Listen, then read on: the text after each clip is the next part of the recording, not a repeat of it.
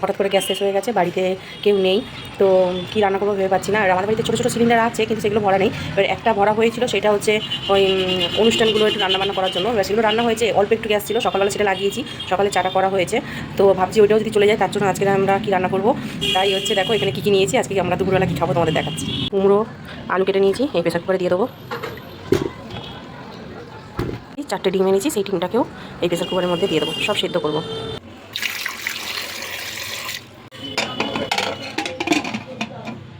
আর এই যে মুসুরির ডাল আছে, এই ডালের গুঁটিতে করে মুসুরির ডালটা সেদ্ধ বসিয়ে দেবো।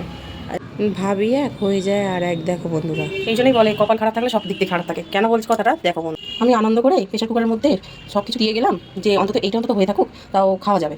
তো দেখো গ্যাস চলে গেছে, এসে দেখছি গ্যাস শেষ। একটা উনান আছে, কিন্তু সেইভাবে কাঠপাতা নেই বলে একদম জানানো যায় না। আমাদের তো এখানে সেইভাবে গাছপালা নেই যে কাঠপাতা গুলিয়ে নিয়ে এসে নষ্ট করবে। তো যা করে ভাতটা করা হয়, তো ওই ভাতের মধ্যে আবার দিয়ে দেবো, দেখি কী হয়।